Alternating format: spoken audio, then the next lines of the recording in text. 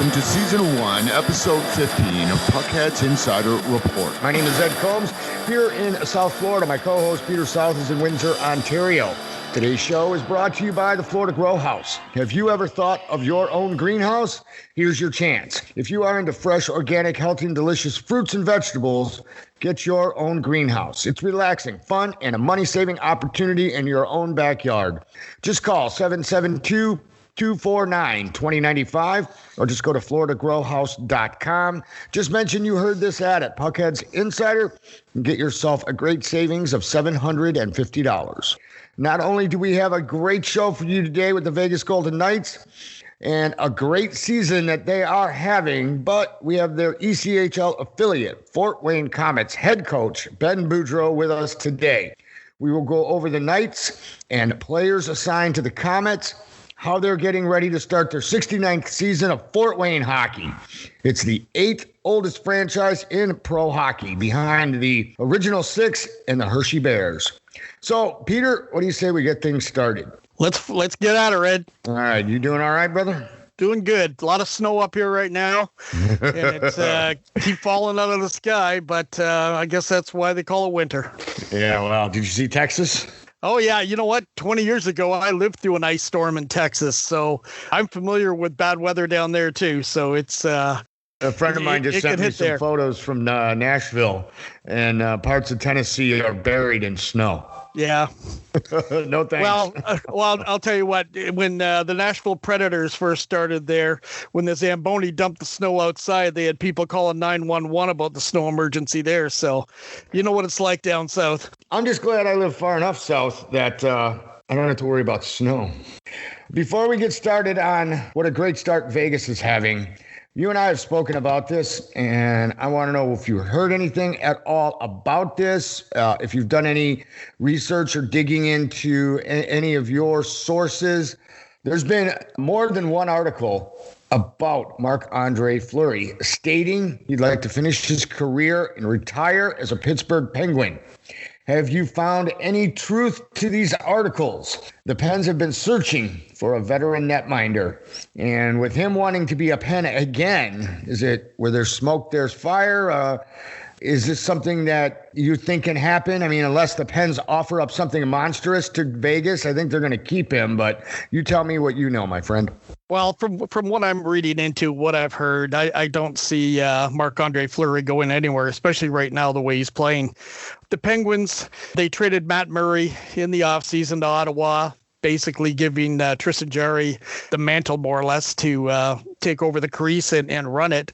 And he's struggled out of the gate so far this year, but I think it's more fans, bloggers, and internet people who are really panicking right now. I don't think the Penguins are panicking as much as the internet media and, like I said, the bloggers are making it out to be. Tristan Jarry is going to prove to be a fine goaltender. And I think if, by chance Fleury did go back there, it would be in a reduced role, probably similar to what he's going to end up having in Vegas. But, as he's shown in Vegas, he's still got it. So, like I said, I don't see the Penguins wanting to go backwards in that situation. And especially after, the Matt Murray deal, they know Tristan Jarry is their guy, and they want to make sure they show confidence in him. By going back out and getting Fleury, I think they could actually end up destroying Jerry's confidence completely. No, I couldn't agree more. I could not agree more. What do you say we start off with the Golden Knights and what's going on with these guys at the top of the league, man? What do you got? Well, as most teams have hit the quarter mark of this 56-game abbreviated NHL season, the Golden Knights rank amongst the leaders despite only playing 13 games so far because of their forced hiatus due to COVID. They sit atop their division in winning percentage with an 808 mark and have a 10-2-1 record. A note, Ed, I think people should be really starting to pay attention a lot to that winning percentage number beside team standings, because the way COVID is forcing teams to take time off, if the NHL wants to finish a season in a timely manner, they might have to go to winning percentage in the end in an unbalanced type of schedule. Based on the winning percentage statistic, they are tied in the overall league with the Stanley Cup champion Tampa Bay Lightning, who also have the .808 percentage as of this recording. Depending on how these teams play games the rest of the way, as far as certain teams not being able to play all their games because of COVID, because, they got too many guys out and they aren't able to play them all, would they be able, or would they have to resort to a winning percentage that route? I think that's definitely something they're looking at and thinking about in a desperation effort. I also think when they get down towards the end of the season, if they have games played, and let's just say they might follow baseball's lead of rainouts, and if you got two teams who aren't going to end up making the playoffs, they might just cancel those games completely. I do think it's a real reality in our COVID world right now that not all teams may get in their 56 games. And, that's why I'm thinking winning percentage may become a definite factor. So you really think if there's a couple of teams left to play and they got no shot at making the playoffs, they would just not play? I think that's possible based on safety concerns is how they do it. And baseball set that precedent for many years now with rainouts. If they can't get the games in and they're meaningless, they just don't play them. The Vegas Golden Knights are led offensively by Mark Stone, who's looking to put up career numbers this season, and he never ceases to amaze me, Peter. Every year, the guy is putting up monster numbers. You got forwards Max Pacioretty, Jonathan Marchessault, Alex Tuch, along with defensemen, and who I think is a future Norris Trophy winner, Shea Theodore, along with Alec Martinez, are making Vegas a threat to score on almost every shift. These guys are carrying this team. And do you think in what you're seeing when these guys play, they're the biggest reason that they're putting up the record they're putting up once again? These guys are no fluke. This team, 3 years in, 4 years in, and they're just killing it. Yeah, they have a lot of depth. They have some great high-end players. And the thing is, when you watch them play, you can tell they're having fun out there. It's kind of like when if you've had a chance to watch any of the Northern Division, watch a Leafs play and watching Austin Matthews and Mitch Marner. They're having fun when they play, and so are these guys. Stone, Pacioretty, Marchessault, Tuch. They're just having a lot of fun out there when they're playing, and they play hard. I mean, they're out there giving it every shift. They're going to make it tough. That's to me going to be the division to watch through this year, with Colorado and St. Louis in it as well. And it's going to be a battle all the way through. I know I said earlier St. Louis could be the team, but I'm more I watch Vegas, the more I think they might be the team. Yeah, I'm wondering how they're going to finish down the stretch. I know they're only a quarter of the way in, but these teams can't be thinking Vegas is coming in as a surprise. They cannot be a surprise anymore. Oh, no, definitely not. They're not a surprise, but they're just deep. They have a lot of depth. Even their role players are just playing good, solid minutes for them. They're getting the most out of everybody. They can go offense when they need to go offense, and they can shut down when they need to shut down. That was evidenced this past weekend when they shut Colorado out 1-0. I mean, when you can shut Nathan McKinnon down in a 1-0 game, you're doing something right there. All right, Peter, right now we've got our I Bet You Didn't Know. Coming up after that, it's the Fort Wayne Komets head coach, Ben Boudreau, is going to be joining us. Today's I Bet You Didn't Know, the Las Vegas Golden Knights have a AHL franchise in Henderson, Nevada. Is their AHL affiliate name the Knights, the Silver Knights, the Golden Knights, or none of the above? I bet you didn't know. Henderson, Nevada is the AHL affiliate for the Las Vegas Golden Knights. Is their name the Henderson Knights, Silver Knights, Golden Knights, or none of the above? That's a great question, Ed. Pro sports has faced a ton of issues during the last year because of COVID-19. The NHL has completed their abbreviated 1920 season in the summer in a bubble in Toronto and Edmonton, with Tampa Bay winning the Stanley Cup. Major League Baseball completed an abbreviated season and playoffs, and most recently, the NFL has completed a full season, playoffs, and Super Bowl. Currently, the NHL and NBA are playing a shorter season that they hope they can get through without too many issues. That being said, minor pro hockey is attempting to play an abbreviated season themselves. The American Hockey League, the main feeder league to the NHL, kicked off their season just over a week ago. Like the NHL, the AHL have Canadian division, but they've run into some issues with two teams based in Ontario. The Marlies out of Toronto, the Senators out of Belleville. The Marlies are the AHL affiliate to the Leafs. The Belleville Senators are the affiliate for the Ottawa Senators.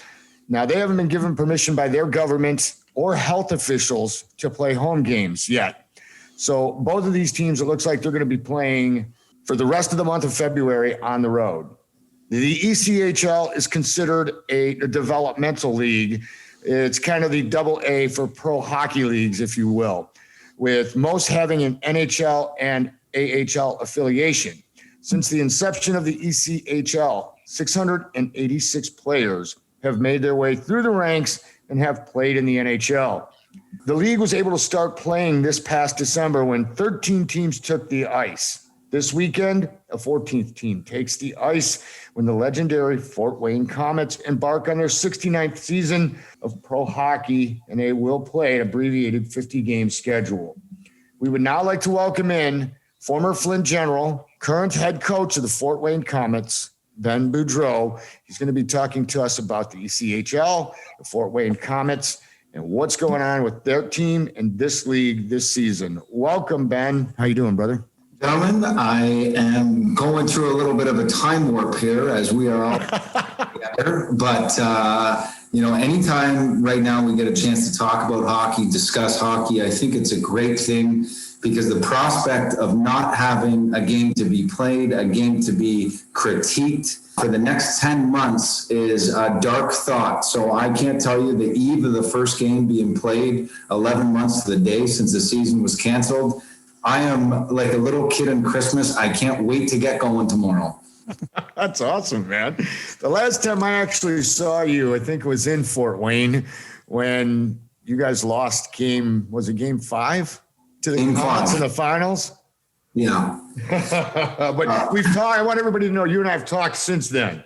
And it is great to see you, man. I've talked to Peter a lot about this, how excited I've been. It's been a long time since we've actually seen each other. So it's actually really good to see you, man. I want to thank you for this. It means a lot. I appreciate you taking the time. Thank you. No problem, Ed. It's listen, I love doing this kind of stuff. Peter and I have actually had an unbelievable relationship over a long time, and it's funny. Out of anybody that I've ever met in the hockey world, I always need to give Peter thanks. He was the one that gave me a start, get me into the door in Flint. And, this was after I graduated college, really not knowing what was going on. And I could have taken two paths. I could have gone into, media, what I went to school for film and TV. And I got an opportunity to play hockey because of Peter. And 14 years later, I'm still involved in professional hockey, which I think is an unbelievable thing. So I always thank my lucky stars of the people that made it possible. So anytime I get a chance to talk to you guys, it's pretty special. Well, thank you. It's always been special when I got to talk to you and to a lot of your teammates when I was doing radio in Michigan. I got to interview everybody. I got to talk to everybody. And you guys were always so gracious to me to give me the time of day and let me sit down and go over games. The time I got to skate and practice with you guys was a memory I will always remember forever. And I got to thank Peter for letting me do that. It was pretty awesome. We're going to jump into some questions if you're ready, brother. You ready to do this? Always ready for you. All right. The Comets seem a little late to the party, meaning 13 other teams have already started the season back in December. Why the delay for the Comets, and what are some of the behind the closed doors negotiations that had to take place to get you guys on the ice? I think, one of the biggest things when it comes to making decisions of whether we're going to play or not, everything comes down to the Franke ownership. And as you know, it was a 2016 league when COVID shut its doors on us. And then we had 13 players. That's only 50% of the league that was able to play. And everything was about the restrictions locally in their jurisdictions. Can they have fans? Can they not have fans? And I think the biggest thing is just being able to generate revenue. So you look at the 3 teams in Florida that didn't have a lot of restrictions as far as ticket sales. They can put people in the stands. They can generate business. They can sell advertising because there's going to be people in the building to see those kind of spots. And so geographically, I think that's really what it came down to, was all those 13 teams being able to play. At the time the decision needed to be made, the Frankies ownership were looking at a near impossibility of making things happen just with all the red tape. And so we kept trying to push as an organization the date back to try to find a way to get some sort of people into the building, into the Coliseum, so they could sell tickets to generate some revenue so the losses wouldn't be so great. It came down to the final wire, to be honest. I was called at 10:30 in the morning, and the first thing that said, we've got a press conference at 2 today, we're going to play. You know, I was told many times over the course of the prior month that we were going to be out, and we saw 4 different players either retire or go to Europe. And, you know, we were planning to have the same fate as Toledo and Cincinnati and Kalamazoo in our division. The Frankie ownership through and through our fans, first and foremost, they're also great business people, but they didn't want to see 68 years of consecutive hockey in Fort Wayne come to an end. So they're finding ways to make it work, and I couldn't be more grateful for them, not only for us to allow us to do our job, but they're giving a lot of jobs back to people in the front office and obviously the players themselves. So, you know, that was pretty huge. And then once that happened, I mean, there's just a mountain of things to climb here as we're trying to start pretty late into the season, and I could go on forever just with all the challenges, but it's brand new every single day. Everything is different.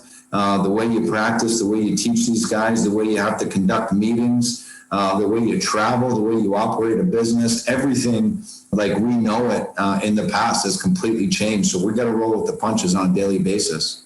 Have you guys been told if or when fans are going to be allowed in the building? Yeah, we have a limit right now of 2,619, and our first 3 games are sold out, and we don't play for another 7 days at least. And so the 2,619, they're all socially distanced. They've actually gone in and put wire around every seat that's not available, and they've labeled everyone in single pods. So the Coliseum has done an unbelievable job of making sure that all the protocols put in place are to protect the fans, and it's only 25% of what our capacity is. So putting 2,619 people in the building right now is a blessing, because the one thing that makes Comet Hockey so great is the unwavering support of the legions of fans that have been there over the years.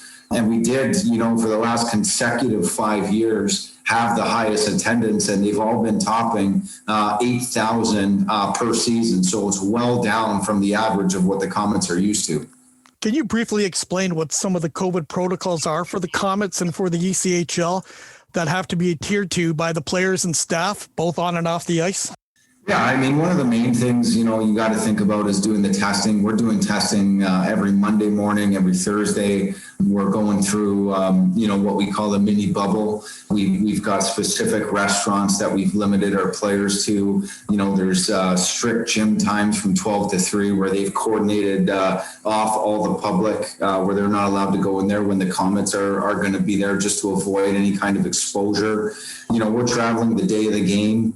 Instead of going up nights before. In practice, we're not allowed to share water bottles. We're not allowed to, you know, share anything around the water cooler. Everybody's got an individual towel. You know, we're wearing masks in the locker room 24/7 just to make sure the coaches are wearing masks on the ice. And it is not easy to project your voice through a mask when you're trying to teach and on the ice at the same time. And the whistle, you can't blow a whistle through the mask. And so you've got to get creative in these sort of things. And so there's a lot of little things that you would never really think of that have to take place now just because of the way that we do things different. So, you know, it's just the way that daily life has changed a little bit. But at the end of the day, there's a lot of similarities. I mean, we're still coming to the rink and getting ready to go play hockey. We're still strapping on our pads, and we're still having high intensity practices and banging bodies around, and we still got the fire inside to be able to compete. So there's a lot of similarities there. It's just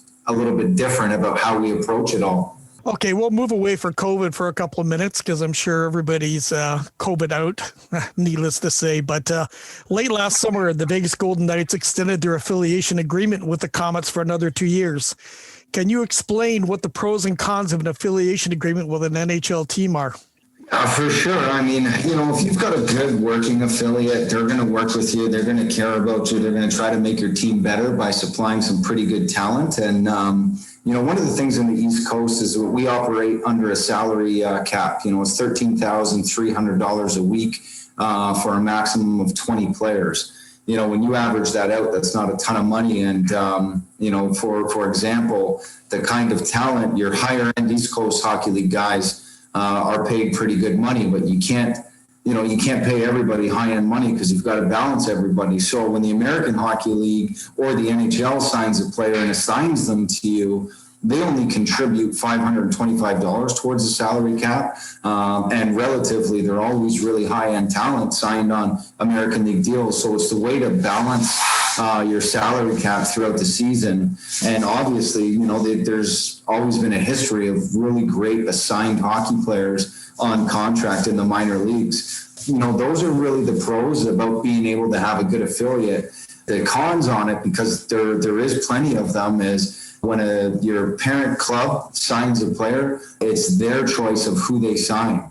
And you don't really get to control who it is. And ideally, sometimes you have your own makeup of how you want to do things. And then you've got to fit a player on another contract on another team into your system. And so, there's always going to be movement up and down. Sometimes when you're flush, next weekend you don't have enough guys because your parent club needs them. And they're always going to be a priority. And so, for us, the luck of the draw is if you get assigned a good player, he's going to be cheap, he's going to be high quality. But if you get assigned a player that you don't see working out for you, you're going to have to play him. He's going to be given the benefit of the doubt over the ECHL contracted players. And, he may not be as good as some of the guys that aren't dressed in that lineup every single night. So, including the goaltender. If they're assigning a goaltender, typically they're young guys coming out of major, junior, or college, and they don't have a ton of experience where, myself as a head coach or anybody in professional hockey is always looking for somebody with experience to play between the pipes there. So, it's really a balance of having, do you have your own guys? Do you have somebody else's guys? Do they want to be there if they're on a different type of contract and they're supposed to be playing at a higher league? Sometimes you get the sour grapes coming down from those guys, but, it's really, up to you on how to manage it. And sometimes there's things in your control. Sometimes there's things that are out of your control, and you just got to roll with the punches. Peter was talking to you about some of the protocols, and you had answered part of that. What I want to know is, what are the detailed COVID protocols? We've talked to Chris Draper about the massive detail that has to go into the NHL side of it. What are the protocols for the Comets at home, on the road? Are there specific ECHL rules? Is there specific rules that are different for every road game you go on? How does that all fall for your guys? Well, believe it or not, in our 50-game abbreviated season, down from 72, we're going to play two opponents 20 times each. We're going to play Wheeling 20 times. We're going to play Indy 19 times. So it's going to become very routine, even more so than the old IHL days when we only had 7 teams in the league. I feel like we've only got 2 or 3 right now. But, I think the biggest thing is we have apps that you have to check in daily. They're going to go through 16 different types of symptoms every single day. At 6 o'clock, you wake up and it's a reminder on your phone. You got to fill it out. You got to take your temperature at home before you get in there. You walk into the building. There's another scan and temperature. You're doing your daily or your test twice a week. And, when we bus for the 5 hours to West Virginia, we can't remove our masks while we're on the bus.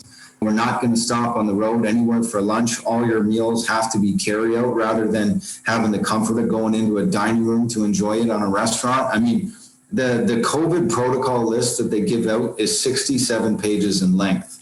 Did you say 67 pages? 67 straight pages of little differences. It's like the things that really get into the nitty gritty, like you can't share towels. right? One guy's wiping his sweat in the middle of practice. One guy has it. They don't know it yet. Next thing everybody's using the same towel. So, okay, now everybody's using their towel, not only for the bench, but also in the locker room before and after, and then also in the shower. Our trainer is doing laundry of about 200 towels a day. So his hours just got extended for friggin', having to do laundry every single day. I mean, it really starts to take a toll that the extra expenses on a business, all the supplies that you have to do, the extra time you spend cleaning, and it's something like we couldn't have the Gatorade jugs in our locker room because when you go to pour Gatorade, everybody's using the same push button. So it's the same area that's being touched. And now we got to go to individual Gatorade bottles, which, I'm not saying it's a bad thing, but there's the difference, the way COVID has affected everything. But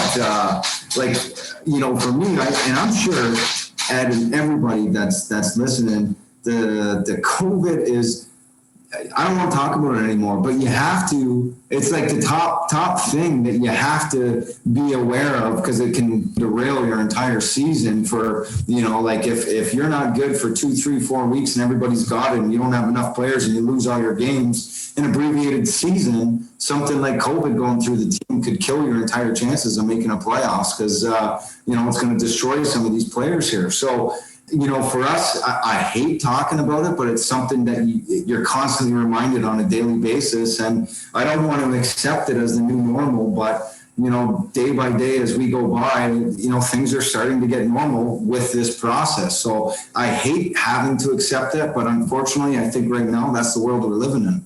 We understand that the ECHL is using a unique method for calculating the league standings this year. Can you explain that? Because there's 13 teams and we're coming in, we're going to be the 14th team that's going to be divided into 2 conferences, 7 in each conference. 13 teams are playing 72 games and we're playing 50. So it's unfair if you do a point system. So everything's going to be based on winning percentage overall. The top 4 teams in each conference are going to make the playoffs. And so it's all going to be calculated on winning percentage. The unique thing for us with winning percentage is we're in the Western Conference. And we don't play any Western Conference teams until the last 6 games of the season. So the first 44 games of our season are out of conference. So there's no quote unquote 4-point games where you can catch up to somebody if you're not winning. It's going to be win or go home this season. And, you can rise to the plate and, you can really make a name for yourself if you kind of take it all down in these kind of circumstances. So this is a big challenge going ahead, obviously, but, it's one, if you're willing to bet on yourself and come out on the bottom end here pretty successful, I mean, it's going to be a fun ride that we're looking forward to. A lot of our listeners may not know this. Ben Boudreau is the son of former NHL head coach Bruce Boudreau, who also coached the Fort Wayne Comets. Is coaching in the bloodlines? Is it something that you think you were born to do, following in your father's footsteps? Do you see yourself making it to that next step? Being born with it, I don't see that, but I was born into a hockey family, and hockey was always the number one thing that came with the Boudreau name. I was born in Germany, my brother in Halifax, sister in Toronto, other brother in Mississippi, everywhere that my father played. Going to a rink was normal for us. I had a son that was 13 days old and he was at our home opener. It was something that's followed us forever. We've had a family hockey school for 39 years now as a Boudreau family. And, it wasn't for me that when I saw my dad retire and get into coaching, it wasn't that I just wanted to become a coach. I just wanted to always be involved in hockey. And so I did everything I could to become a player. And, when that took me to France when I was 28, I got to live in Paris. And after that season, it wasn't, okay, let's go back to work. Let's find a media job. It was, what's the next move I can do in hockey? And I got an opportunity to coach at a hockey academy in Western Canada.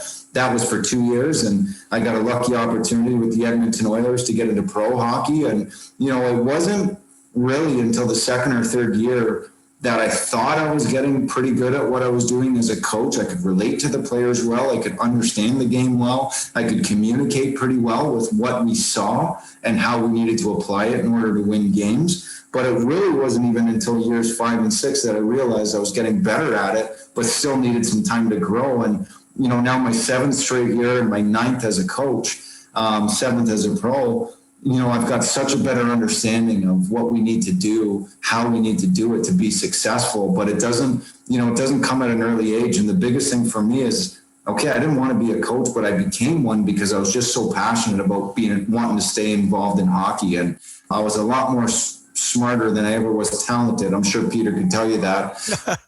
And that's probably why I ended up making a pretty good coach, or so I hope anyways. But, the one thing with me and my old man, as much as we love and support each other, we're always giving each other the gears. And so my dad won Coach of the Year his first year in the Comets.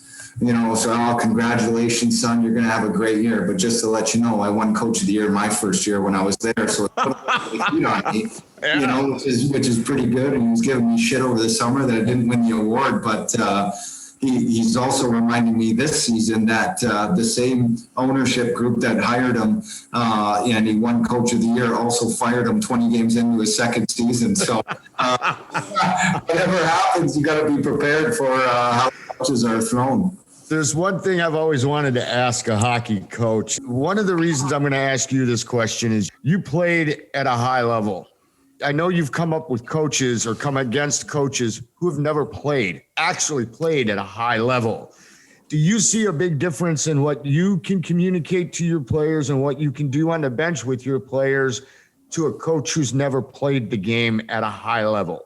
I think there's definitely a difference. Experience is invaluable. There's no question to be at that pace. I mean, the trip to the finals that we went with the Comets, I'll always remember there was things that we had to overcome during the season, which is what really eventually led to the coming together of such a great team. I don't think you need to have played at a high level to be a great coach, but I definitely think it helps. And even myself, as high of a level of, I think the pinnacle for the highest I ever got was scoring a goal in the American League, but it was an exhibition. I mean, that was, I've been to an NHL training camp and I've been to the American League training camps and, played games in the American League in exhibition only and, played 4 North American pro leagues and in Europe. But I look at these guys that retire and get right into coaching, and I don't get mad because they played for so long that I think they've learned things instinctively along the way that they can apply in many situations. And for myself, I hadn't had a chance to win a championship at a pro level or come up and win a junior championship. And so, a lot of these things, you've got to learn along the way. You've got to develop. And so that's why I know my road is going to be a little bit different than maybe somebody that has played long before me. And the coaches that haven't played, even at the levels I've got to, their road is going to be much, much different. And it may be longer, it may be shorter. But if you're a good coach and you can find a way to get your guys to do what they want, what you want them to do, you're going to have success. And I'll quote the great Robbie Fatorik, who I had a chance to coach with in Norfolk.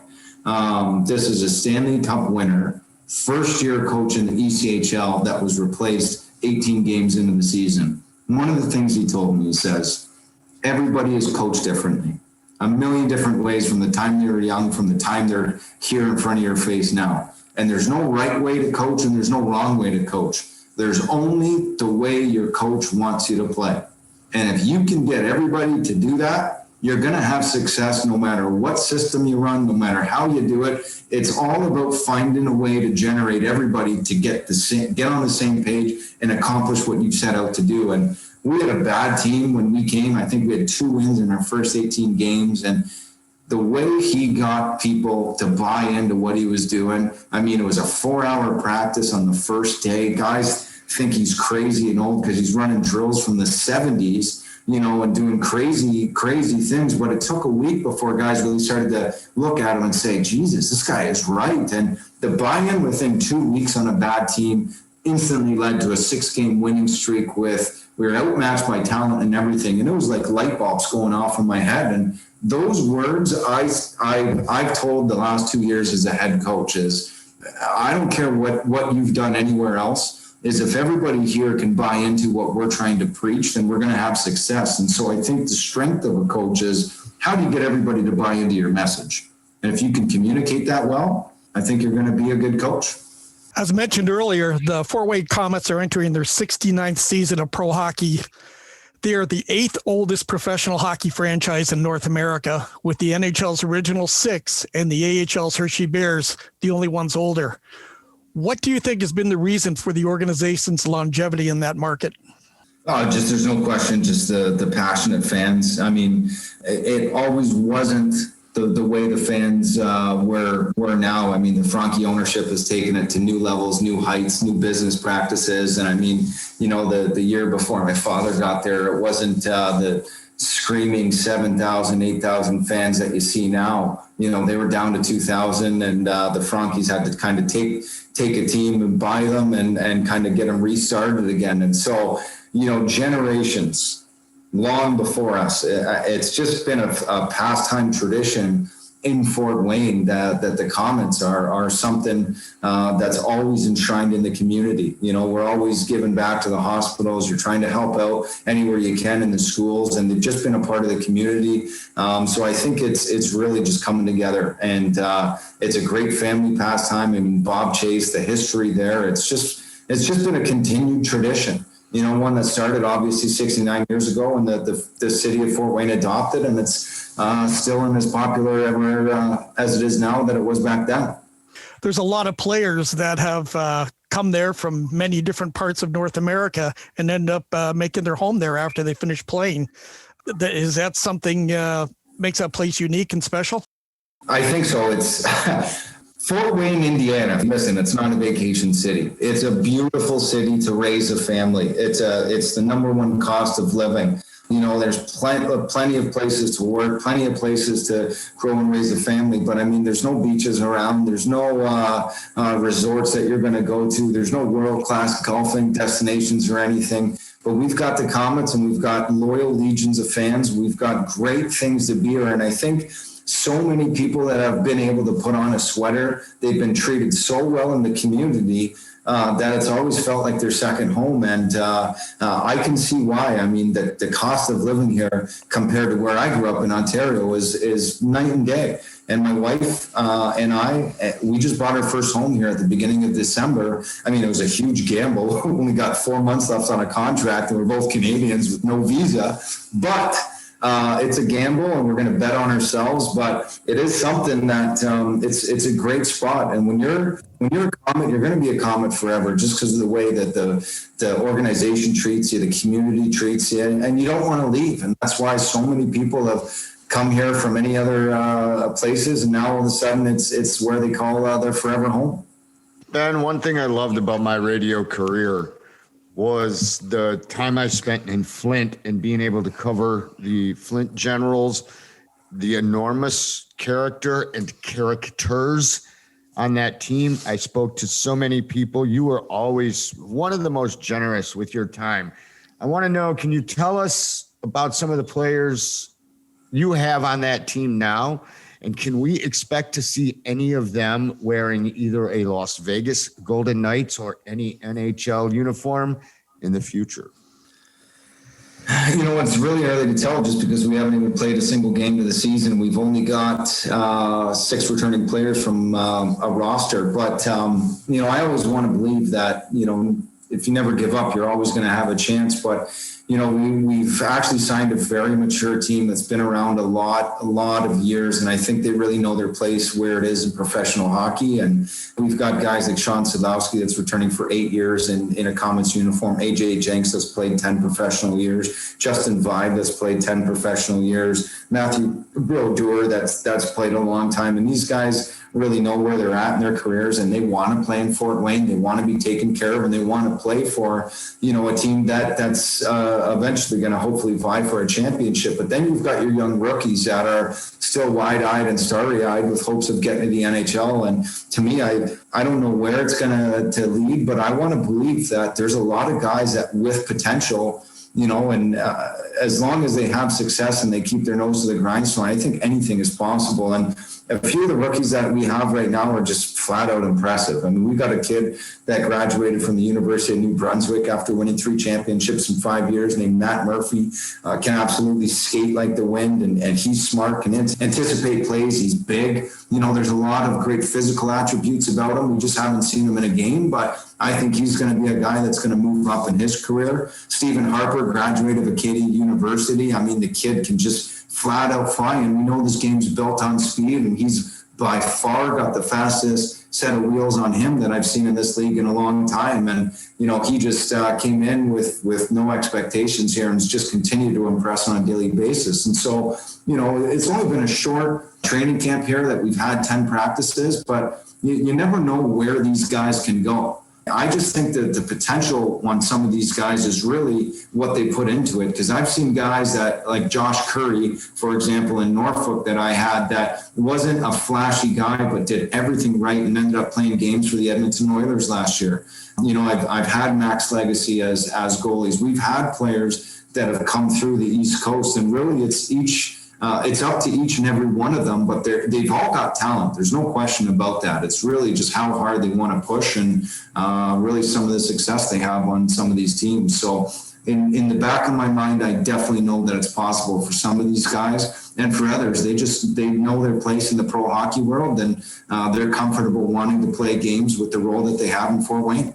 Ben, I really can't thank you enough for doing this, brother. I mean it. It's always a pleasure to talk to you.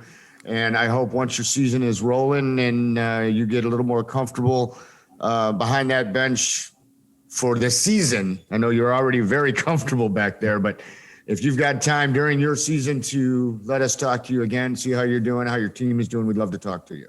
Hey, anytime for the both of you guys. You guys just let me know. I'll be there for you. I do appreciate it. Well, boys, you guys have a great night. Yep. Thanks, Ben. Thank you, really Ben. appreciate Thank your time, you very buddy. much, man. All Thanks. right. We'll talk to you soon. All right. Take care. Thanks, Ben. Yep. Bye-bye. Bye. Peter, I love talking to him. I miss seeing the guy. He was so generous with his time when he played with the Flint Generals, and you and him introducing me to his dad, Bruce, when in the playoffs and the finals when he came to watch Ben play. And he is just a great guy. He's an all-around great guy. I want to have him back on the show either later in the season or maybe towards the end and see how his Fort Wayne Comets are doing. Yeah, that'd be great, Ed. I think he's very well-spoken, very articulate young man, and he's very knowledgeable about the game. Obviously, like we know, he's got the bloodlines for it, but he's a student of the game, constantly trying to learn, improve, trying to move up the food chain, and I think he will one day. I think he's got it to follow his dad's footsteps, doing everything he's done from his playing now into his coaching and now at the ECHL level. I think that's awesome for him. Yep. Right now, we're going to jump into the answer to our question of I Bet You Didn't Know. The Las Vegas Golden Knights have an AHL affiliate in Henderson, Nevada. Is the Las Vegas Golden Knights AHL team named the Henderson Knights, the Henderson Silver Knights, the Henderson Golden Knights, or D, none of the above? Peter, give us the name of their affiliate. Well, it would be the Henderson Silver Knights. Correct you are, sir. I wonder how smart our Vegas fans are and if they got that one correct. Make sure you join us next week for another I Bet You Didn't Know. Continuing on about the Las Vegas Golden Knights, perhaps the biggest surprise this year is goaltender Marc-Andre Fleury. His nickname, Flower, which is derived from the English translation of his last name, but I think they should start calling him the Phoenix, as he seems to constantly rise from the ashes. Pittsburgh let him go. Vegas snatched him up, and he pretty much said, you know what, my game ain't done yet. Back near the end of his tenure in Pittsburgh, the Penguins thought Matt Murray was the future. But it was Fleury who stepped up and brought them their third Stanley Cup in 2017. And this season, with the Knights seemingly handing the goaltending reins to Robin Lehner, it's Fleury who has stepped up while Lehner has been injured and has posted a 6-1 record, a 1.58 goals against average, and a .93% save percentage. If he keeps up those numbers, it will be hard for coach Peter DeBoer to take him out. I don't see how they can take him out anytime soon the way he's playing, let alone if he keeps it up. The guy is not a surprise. He's not a shock. Yeah, he's another year older, but he still stops everything that's thrown at him. I think it's a surprise. They weren't expecting him to be this good. I mean, he has been really this good. The numbers he has are staggering that he's put up so far, better than his career numbers. And he's just been solid. I mean, I think the biggest thing is he hasn't had to make a lot of highlight reel saves because he's not putting himself in a bad position where he has to dive back or anything or giving up bad rebounds or anything like that to make those kind of saves. He's square to the shooters. He's swallowing up pucks, not allowing second chance opportunities. He's doing everything that a experienced high quality goaltender is doing, and Vegas is benefiting from it right now. Like I said, I think he loves the idea, like he did back in Pittsburgh, of coming off the bench, and whether it's a mental I'll show them that I still got it, he's showing them and he still has it. So I think he's surprising a lot of people, maybe not himself, but I think he is surprising a lot of people. Does he have more, less, the same support defensively as he did in Pittsburgh? To me, he's got more. He's got more help back there than he did in Pittsburgh. Please understand, I'm not diminishing anything. Pittsburgh had an excellent team in those days. They still do. I just think the defense is stronger in Vegas than it was in Pittsburgh. Your thoughts? I think you're exactly right. I think the Penguins were more of a run and gun type team, whereas Vegas is a very complete team. They move up the ice with 5 guys. They come back down the ice with 5 guys. They're very responsible on their own end. To me, that's also a mark. I've known Peter DeBoer for quite a while, and that's a mark of a DeBoer coach type team. That is definitely helping Fleury right now, because there's a lot of times those second chance opportunities, when they do jump out, there's somebody there tying up the opposition from a chance for to take a shot and try to score. Like I said, a great example, if everybody got to see that game this past weekend where Vegas played Colorado to that 1-0 game. Fleury was great, solid, largely unspectacular, but he made the saves he had to make when he had to make them, was very calm doing that. And I think that's also a big thing for teams, is they want a calm goaltender. They want somebody between the pipes who's relaxed, not relaxed to the point they're falling asleep, but relaxed, calm, doesn't make a lot of over movements, and just directs the puck where it's supposed to go and plays a nice, simple, smart game. And that's what Fleury's doing right now. Like I said, or you said, it could be very difficult for Peter DeBoer to pull him out of the net, even when Robin Lehner comes back. It does bode well for Vegas having a 1-2 combination like that. So it'll be interesting to see how the rest of the season proceeds. The rate they're going, you don't have a starter and a backup. You've got a 1A and a 1B in that lineup.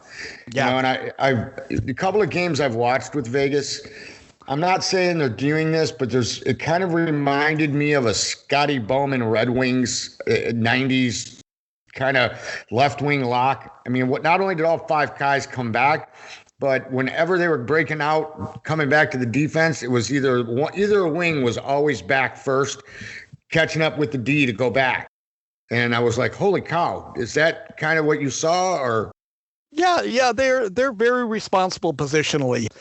And there's good veteran leadership on that team, like we talked about earlier, and those guys are going to hold each other accountable. Also, I think, a lot of players realize solid defense leads to great offensive opportunities. And I think Vegas is one of those teams that realizes that, and they're doing that. They're getting back and breaking up the plays, and then transition, moving up the ice and getting scoring opportunities and cashing in on a boatload of them. One thing about Vegas, you definitely got to give them kudos for. They have got the fan support. Why do they have the fan support? Ownership. Ownership has gone out of their way for marketing, their commitment to marketing. They're making sure to give the fans that in-arena experience, what they've done. They're leading the league in glitz and glamour, their uniforms. What we saw last week, I don't know if I want to go this far, but those helmets, oh, holy crap. Those gold flashy freaking helmets were driving me insane. I thought I was watching something out of Star Wars. with the robots. C-3PO or something's head was out there. They're also committed to winning. They showed that just before the pause last season when they purchased the AHL San Antonio franchise and announcing they were relocating it to Henderson, Nevada, and moving their AHL affiliate from Chicago to be closer to Vegas. Now, a large number of NHL organizations have relocated their AHL affiliates closer to their city, and a number of those also own their AHL franchise, which provides them with total control of everything to do with the development of their prospects. The fact that Vegas has joined this group in their fourth year in the league speaks volumes about their determination to win. Now, Peter, when you have an NHL franchise that owns their AHL franchise, that's not every team. There's a lot of teams that have separate ownership. Now, when it comes to the NHL franchise owning their AHL franchise, do they have a separate GM? How do they run the things separately as one organization? Well, generally, when you own the organization, a lot of times you will put your assistant general manager in as the general manager of your AHL team. That way you have constant reporting going on between the assistant GM, the coach of the AHL team, the NHL GM, and even the NHL coaches. That tells you how the players are developing, who's ready to come up, who may need to go down for any type of reason. And it's a great bit of continuity that a team will have. Ben was talking about the communication when you have an NHL franchise that's sending you players, taking players. What kind of communication goes on? Obviously, there is between the assistant GM and the GM. But when you own both franchises, what kind of communication is going on with the head coach and his staff from the assistant GM on who's going, coming, and what's going on? Well, generally, the assistant GM will be spending the majority of his time with that American Hockey League franchise. So he'll be in constant daily contact and even travel with the team and then provide, written and verbal updates to the actual NHL general manager about what's going on with the players and how they're performing. That way they know who's progressing, who isn't, and what they need to do. Can a NHL franchise snatch guys up without warning, without notice, leaving the coach kind of wondering, where am I getting my next player from? And or is there some kind of, hey, we're going to be in the next little bit taking, or is you got an injury, you need this guy now? Sorry, he's gone.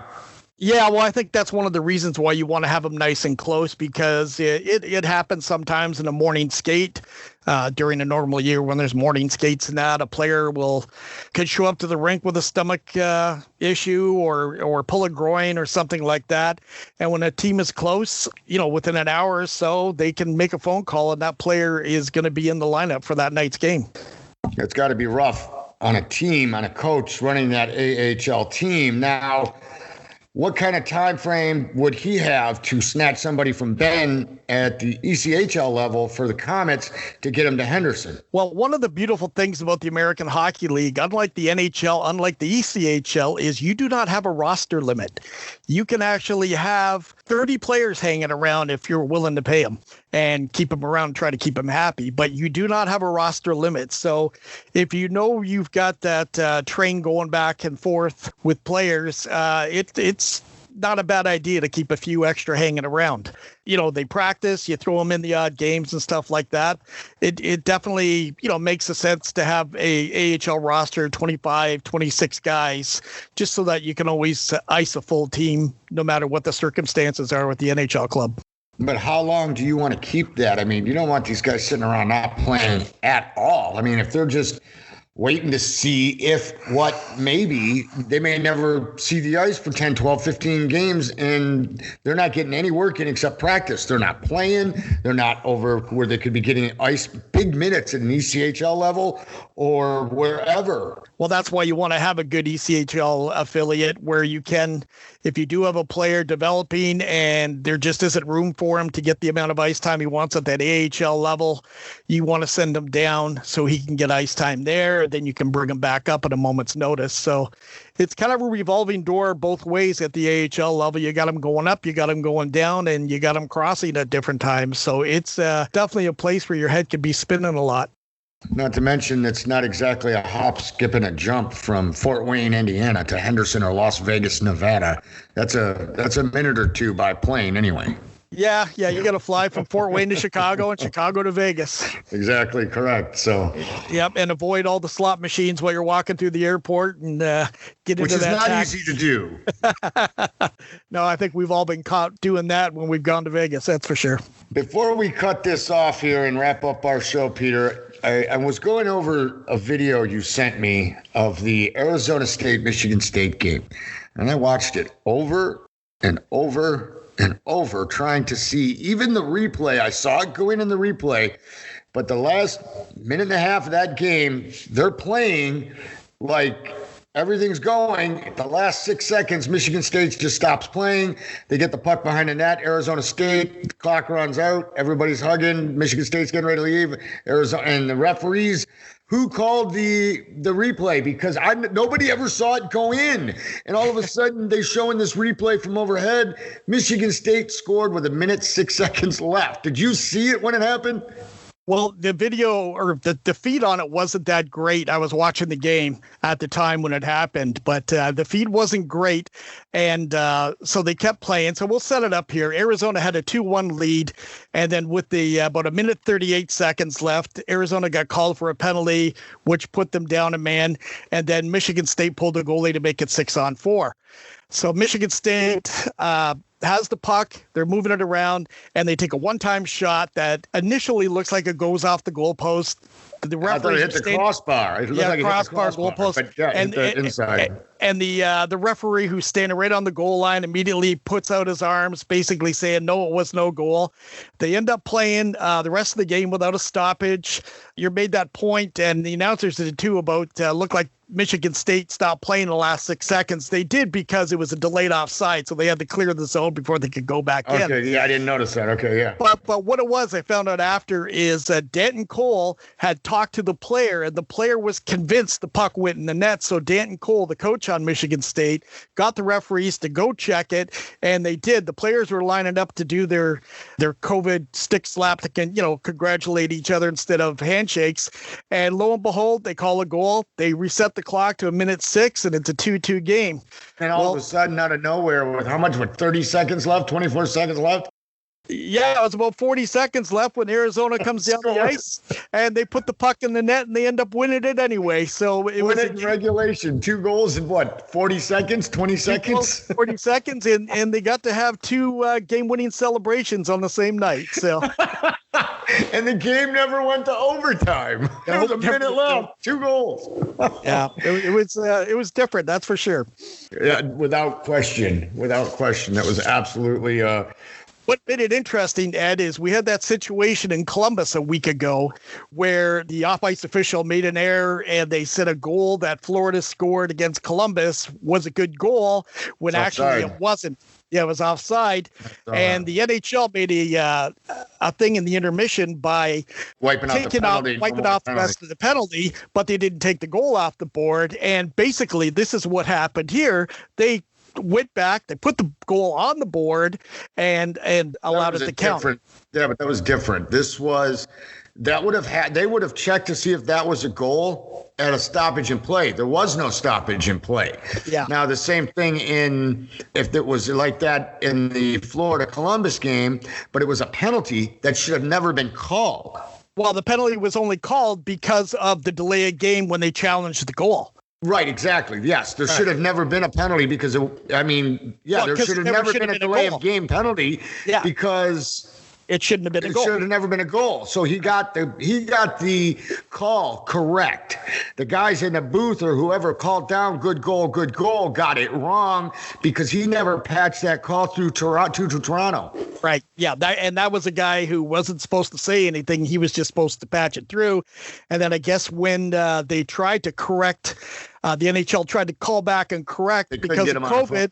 Well, the guy was cleaning the headsets, so nobody could hear him because they were cleaning the headsets. Yeah. That was a disaster. Yeah, definitely. Make sure you join us next week as we talk about the Boston Bruins down at the Garden. We'll be bringing up lots on their AHL affiliate. A lot of talk about what's going on with the Bees in Boston. And if you think they're going to make a big run towards the playoffs and a big Stanley Cup finish.